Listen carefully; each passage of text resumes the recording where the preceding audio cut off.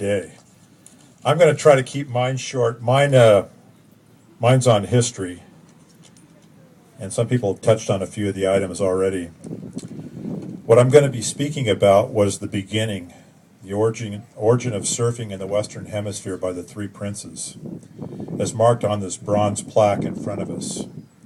And at this time, I'd also like to acknowledge Jeffrey Dunn, our Master of Ceremonies, Arthur, and local historian, as the two of us have researched and wrote a detailed story of the three princes, which was called Riders of the Sea Spray, and we are working on a future book.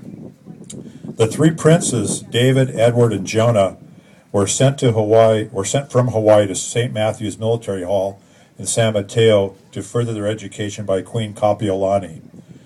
During the early summer of 1885, after their year in school, the princes came to Santa Cruz and stayed with Antoinette Marie Swan family.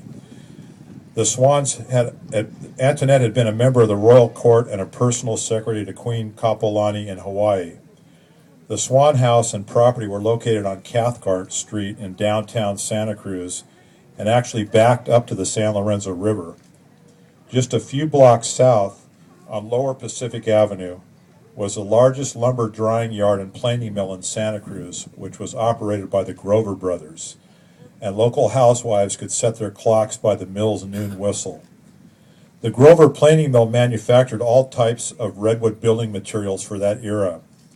Their list included rough and surface lumber, telegraph poles, doors, sashes, blinds, and other materials needing special attention.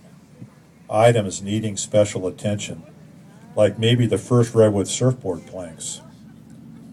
In an article by the late Santa Cruz historian Warren Skip Littlefield, who quoted Ernest Otto, a writer for the Santa Cruz Surf newspaper, the boards were solid redwood planks and milled locally by the Grover Lumber Company.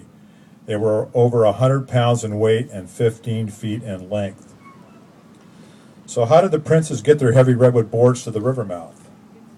No one knows for sure, but most likely, after shaping their planks with draw planes and tools at the Swan property, they just dropped their boards into the San Lorenzo River and paddled down to the sandbar at the river mouth.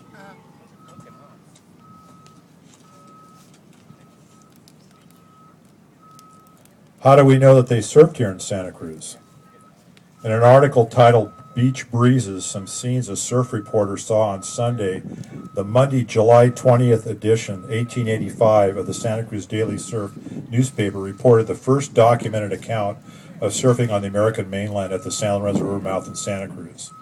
And I quote, "The breakers at the mouth of the river were very fine, and here the young Hawaiian princes were in the water, enjoying it hugely and giving interesting exhibitions of surfboard swimming as practice in their native islands." But then, 11 years later, after the arrival of Hawaiian princes, the local intelligence column in the July 25th, 1896 issue of the Santa Cruz Surf Weekly edition captures in print the evolution of surfing that was happening in Santa Cruz. And I quote, "The boys who go swimming in the surf at Seabright Beach use surfboards to ride the breakers like the Hawaiians." Since that historical moment in 1885, surfing has been an integral part of life in Santa Cruz, and around it has formed a close-knit community of past, present, and future generations of surfers. Now here's a little tidbit. About 2 weeks ago in the United Kingdom press was a story of the Hawaiian princes introducing surfing to Britain in 1890. Two of the princes were there studying at schools after finishing up their education in San Mateo here. A letter was discovered by Hawaiian author and historian Sandra Hall, written by Prince Jonah to Hawaiian Consul Henry Armstrong. It stated that Jonah and his brother Prince David were allowed to holiday in Brighton Beach, Yorkshire. Jonah wrote, and I quote, "The weather has been very windy these few days, and we like it very much, for we like the sea to be rough so that we are able to have surf riding. We enjoy surf riding very much and surprise the people to see us riding on the surf.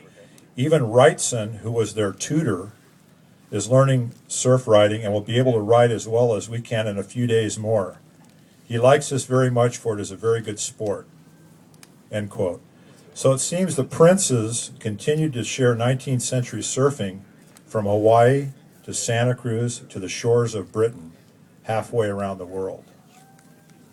So now, with the Three Princes plaque in front of us, we have cemented in stone, brick, and mortar that surfing originated here first on the mainland.